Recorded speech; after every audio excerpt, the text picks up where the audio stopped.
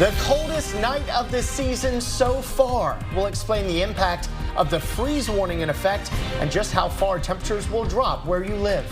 The annual sign of the season officially opened tonight. What you need to know before heading out to Austin's Trail of Lights. And a chunk of Texas given to the feds. The latest on the offer to use land along the Rio Grande for immigration operations under the next president. We'll take a look tonight at the city of Austin's effort to help people.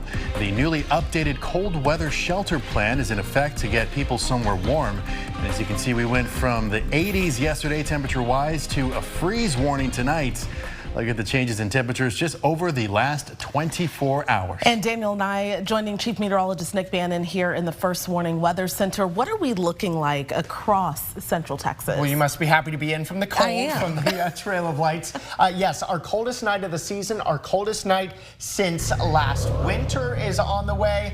And here we are. We're looking at a freeze warning for most of Central Texas beginning late tonight through tomorrow morning. I know you're seeing a few counties not included in this freeze warning. Lampasas, San Saba, Mason. That's because they've already had a widespread freeze here about a week and a half ago. You only get one freeze warning if that freeze verifies. For the rest of us, we have not had a freeze yet. So this freeze warning is your heads up that we expect temperatures to get down to 32 or below in most spots tomorrow morning. These are where the numbers are now, and they continue to tumble. Middle 40s to low 40s for most of the metro and our eastern counties. And we're already down to 35 in San Saba and Lampasas right now. Certainly expecting some of our coldest numbers will end up in the hill country. One of the things we'll keep watching are the winds. The stronger the winds are, even though they're not that strong, the warmer the temperatures will be. We need these winds to turn calm in more places for us to see the coldest temperatures that we expect. But we do think we get there. We already have the clear skies overhead, clear skies, light winds. That's the recipe for a cold night. We're forecasting a low of 35 in Austin, but most areas outside of Austin should get down to a freeze. We'll show you the 20s and 30s to begin your Wednesday morning ahead of a slow warm up with a wetter pattern returning. And remember, we have much more information with our winter outlook. We talk about changes to winter alerts from the National Weather Service, as well as how a La Nina pattern will impact Central Texas. Check it out now on KXAN.com under the First Warning Weather tab. Right, Nick, thank you very much. And the city of Austin started warning about the cold and the need to activate the shelters yesterday. And that's one of the changes we told you the city planned to roll out this year to improve how Austin serves those needing help. KXAN's Grace Reader has stayed on top of these efforts. Pamela Bryant knows how hard it is to sleep outside in the cold because she has. You take care. I was homeless.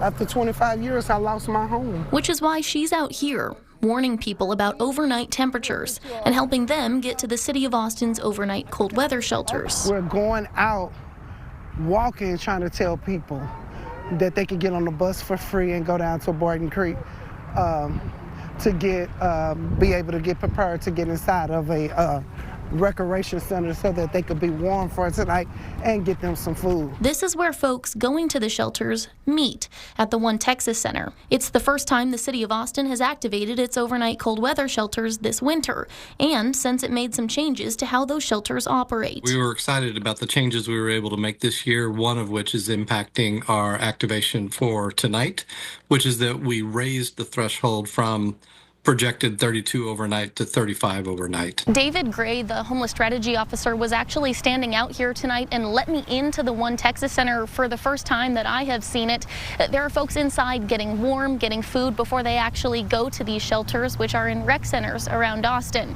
He told me that as of around 7:30, there are about 130 people that have come through tonight and 2 families. That's another change the city made this winter. Those families were given vouchers and will stay at a hotel instead of the shelter. One of the other changes that we're excited to have implemented this year is that if someone finds themselves wanting to come into shelter after our registration time, that Austin Area Urban League will have vans at One Texas Center until 2 a.m.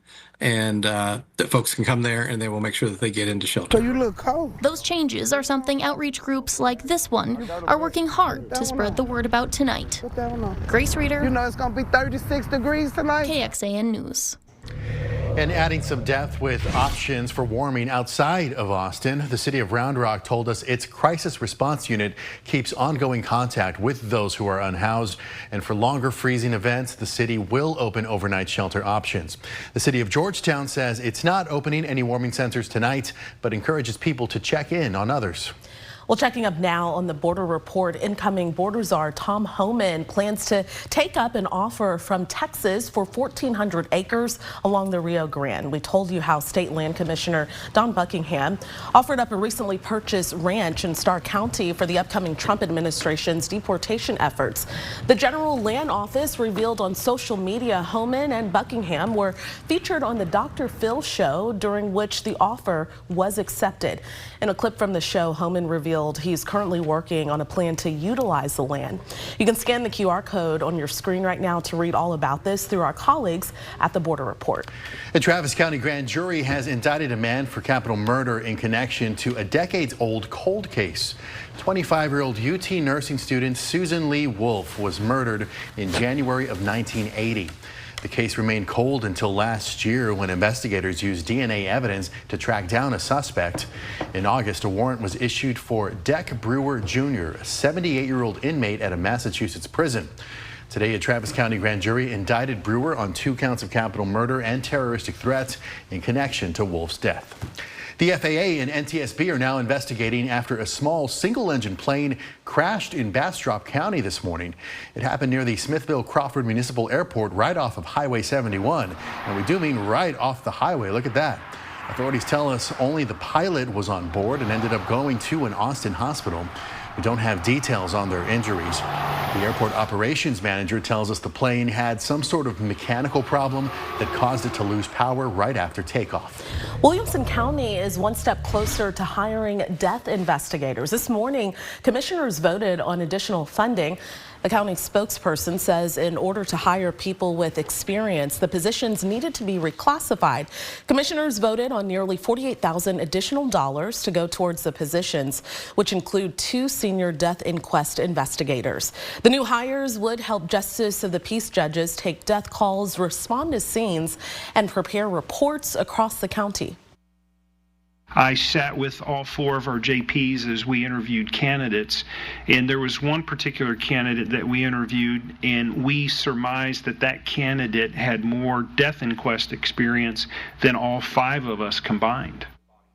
The county has been working closely with the JPs who first shared some concerns of juggling court dockets and death investigations with KXAN investigators. That was back in March. The judges say ultimately the county needs a medical examiner's office. You can catch up on our coverage on the concerns by heading to KXAN.com and clicking on this story in the investigative section. The man arrested and accused in last week's killing of the CEO of United Healthcare in Manhattan wants to fight extradition from Pennsylvania. Luigi Mangione, you can see right there, shouted at cameras before he went for a judge today. Before a judge, the court denied Mangione bail, and then his attorney spoke to the media. If you believe in America and that presumption of innocence, then you cannot rush to judgment.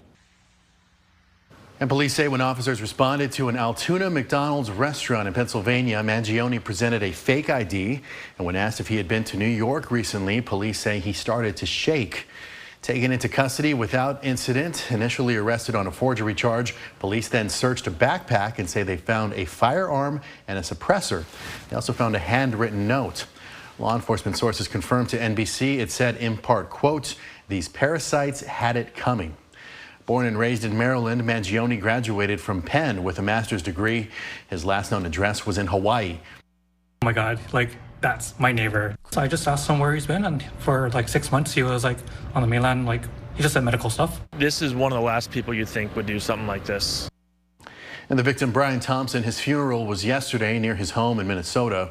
The Mangione family released a statement offering prayers to the Thompson family and expressed their shock at Luigi Mangione's arrest. Firefighters continue to battle the flames of a wildfire that started last night in Malibu, threatening about 2,000 homes. And tonight, firefighters say it has grown to 2,800 acres. Many neighbors say they woke up to sheriff's deputies knocking on their doors, and they grabbed whatever they could, like pets and documents, before evacuating. All right, well, back home now, and the Christmas spirit returned to Zilker Park tonight with the Trail of Lights officially opening, celebrating 60 years. And new this year, a drone show lit up the night sky right after the grand opening ceremony. I joined hundreds of families at the ceremony tonight to MC that event. We were dazzled by the more than 2 million lights, 96 holiday trees, and 70 displays and tunnels. The event is a family tradition passed down through generations for so many here in Central Texas. Getting to see them come through and people pointing at the things that they remember when they were a kid and things like, as somebody who grew up in Austin and having that experience myself, that is my favorite part. And this year, the Zilker Eagle is back up and running as well. Right now on KXAN.com, you can find information on where to get tickets, road closures, where to park, and so much more. General Motors announced it will shut down its Cruise robo-taxis. You might remember late last year, officials suspended the driverless vehicle operations in the Austin area and other places over safety concerns. In a statement today, GM effectively said it would take too much time and too many resources to scale the business. Instead, the Detroit automaker will focus on the development of partially automated driver assist systems for personal vehicles. A federal district judge blocked the pending $25 billion merger of grocery chains Kroger and Albertsons. The Federal Trade Commission has argued it would eliminate head-to-head competition between the top two traditional grocery chains. Both of them have stores in Texas, with Albertsons owning Randall's stores in the Austin area. A group of Central Texas store employees saved a man's life, and Hill Country first responders hope this inspires more people to learn CPR. And KXAN's Brianna Hollis was there tonight as the workers received awards for their actions. Along State Highway 71 in the quiet community of Spicewood, a brand name gas station butts up against a small town store. One complete with a neighborhood feel right down to its rules for entry. It's the place a man almost lost his life, if it weren't for the workers who stepped in when he went down. Well, this heroic feat happened right here. The man the employees saved says he was feeling chest pains and hoped that stopping at the Spicewood General Store for some water would help hold him over. I ran outside. By that time, he was getting to the point where he was nonverbal. Looked at Edward, he's like, okay, we've got to put him down on the floor, start getting down on the floor to perform CPR. I just jumped down and just gave him mouth to mouth. The county awarded them for their efforts at a ceremony Tuesday. Their certificates, though, ended up being the least memorable part of the night. See, the man they saved, Scott Hendricks, was waiting in the wings as the ceremony went on. He went into a coma after his cardiac arrest, and the folks who saved his life hadn't gotten a chance to meet him until tonight. Thank you. Oh, yeah, my cat. Thank you very much. Appreciate that. Eddie rolled me over and said, "Are you okay?" And I said, "I think I'm having a heart attack." Very aggressive on getting the community involved in the CPR and AED aspect of saving these lives. The employees weren't required to learn CPR as part of their roles, but first responders in Burnett County say Hendricks' case proves anyone could need your help at any time. The last few days I was in the hospital, I kept thinking, how am I going to find these folks? Like I said earlier, if you need help, go to the general store. Brianna Hollis, KXAN News. All right, and giving some depth here, there are some jobs that may require life-saving CPR training that you might not even think about. Of course, educators and childcare providers should all have the necessary training, but construction workers and electricians also need skills in case of an emergency out on the job. Flight attendants could also need to use CPR mid-air. And it's stories like these that are among those that we want to shine a light on, particularly those of inspiring and remarkable women right here in Central Texas. So you can go to KXAN.com to nominate someone from your community. Our local winner will travel to Los Angeles, where 125 women from around the nation will be honored. You can also scan the QR code on your screen right now to make that nomination. The national winner will get to designate $25,000 to the nonprofit of her choice, and we are taking those nominations right now. All right, Nick joins us again, and let's get right to it because it's already cold out there. Already cold, and these numbers will continue to drop through the morning. Don't forget to bundle up the kids and yourself as you get out the door tomorrow. We're down to 44 now, but look at all the 30s and even 20s to the northwest of us. Of course, we had a cold front come through late last night, and the temperatures across the state are between 7 to as much as 17 degrees colder than 24 hours ago. And we're really going to feel it as we start tomorrow morning. These are the temperatures I expect that we'll be stepping out to at around 7 in the morning. 35 in Austin, yes, we think that the city stays slightly above freezing, barely. But you leave the city even just by a little bit, you're down to freezing in Georgetown, 31 in Dripping Springs. A lot of the Austin suburbs and neighborhoods will be at or below freezing tomorrow morning. And look at all these 20s in the hill country. Those would be the coldest temperatures of the season so far as well. And then we start to warm up from the mid and low 30s in the morning to mid 40s by 10, 50s at lunchtime, and mid 60s in the afternoon. So it is going to be a warmer afternoon tomorrow despite the colder start.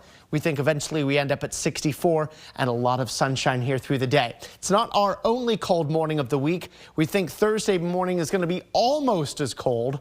We'll call it 37 in Austin, but there still may be some freezing spots in the hill country Thursday morning. But notice how much warmer Friday and Saturday mornings will be in the 50s. And that warm up translates to the daytime highs as well. From 60s Wednesday and Thursday afternoon to low 70s Friday and Saturday. Okay, we're not looking for any 80s like we had yesterday, but it is going to warm back up again. Clouds continue to depart the state. The clear sky and the lighter winds will help those temperatures stay cool. Throughout your Wednesday, barely a cloud in the sky, but that starts to change a little bit as we head into Thursday. Mostly sunny in the morning, thickening cloud cover as we head into Thursday afternoon, but still dry on Thursday. However, Friday looks to be a mostly cloudy day. A few glimmers of sun in the afternoon, but there's also the chance for a spotty little sprinkle or light shower. And our rain chances will only go up a little bit as we head into Saturday. Still not a lot of rain, but a few showers Saturday. Sunday looks a little drier, but by far the best chance of rain over the next week appears to be Monday. Right now, your rain chance is Monday at 40%. And a few lingering showers possible into Tuesday. So Friday through Tuesday, we've got at least low rain chances every single day, even though they're highest on Monday. It just does not look like it's going to add up to much. Our eastern counties, 1/4 inch to 1 inch. The metro and most of the hill country, 1/10 of an inch to 1/4 of an inch. Hopefully we can get these amounts to trend higher as we get closer to the rain. For right now, look at our first warning weather 7-day forecast. Dry Wednesday and Thursday, and then those low rain chances begin on Friday. Just the same day as temperatures start to reach the low 70s, and then those low rain chances continue through the weekend into early next week. I wouldn't cancel weekend plans with rain chances like this, but keep that KXAN weather app handy. This is KXAN Sports, brought to you by Thomas J. Henry. Good evening, all SEC team announced so. A trivia question will be answered. First Longhorns on First Team All SEC. A total of 7 2 first-teamers, including Jahdae Barron, the defensive back. He's up for the Thorpe Award as the top DB in the nation. We'll know Thursday about that. Kelvin Banks, first team on the offensive line. Second team with 3, including the duo of Quinn Ewers and Gunnar Helm. And they are joined by linebacker Anthony Hill, Quintravian Wisner, and Andrew Makuba on the third team. Jake Majors ready for his 52nd start at Texas tonight. Majors in Las Vegas. He was a final for the Campbell Trophy. It's kind of the academic Heisman. Jalen Milroe of Alabama won it. Senior night, well, they thought that might be their final game. They wish it had been, because that means they would have been playing in a playoff game in 2 weeks, or in 3 weeks rather, but instead back home for one more game at Royal Texas Memorial Stadium, this time to keep the season alive. Team, we just gotta go out there and play like we're trying to keep our family together, because what's so special about this team is we're all bought into the culture, and it feels like a brotherhood, like a true brotherhood, like everybody loves each other, and we got to fight for our brotherhood. Never thought I'd be a part of a home game in December in Austin, so it's the first of its kind, and we invite change, we invite the pressure, because we feel like we perform well under pressure. Well, Wimberley made it all the way to the state semifinals last year, and they were undefeated, losing to Belleville. They're back in the state semifinals. They'll play in Georgetown against Waco La Vega High School, trying once again to get to Arlington. It goes back to last year, and we, walked off the field but with a defeat there in the semifinals and a tough loss. And so you see it as these kiddos, they've been in some big-time ball games, and so they never waver. They never if things maybe start to go a little bit south or not playing the way we want to play, there's no panic in their eyes. There's no, they're not griping at each other. In Arlington last night, just devastating news for DeMarvion Overshown. The Longhorn suffers torn ligaments, MCL, PCL, and ACL. Of course, coming off the ACL injury that kept him out his rookie year, and he will undergo surgery, hoping to get back for next year. Texas women are back home. They've played 5 straight away from home. The 5th straight was a coming out party for freshman Jordan Lee. She'd scored 4 points in her previous 5 games, but she lit up JMU for 20, including 6 for 6 from 3. I will say that is probably one of the toughest parts of being a freshman so far. Obviously, coming off of high school where you're more consistent and more successful, one of the most difficult things is staying confident. But for me, basketball has always been something that your hard work doesn't go unrewarded. So I was like, I'm going to keep putting in the time in the gym, keep ensuring that I'm doing all the right things, and I can't miss forever. So at some point, the ball will go in the hoop. Yeah, those shots will fall. Just shoot yourself out of a slump. Women tomorrow night, men against New Mexico State on Thursday. Don't forget, KXAN.com has a lot more sports. Check it out.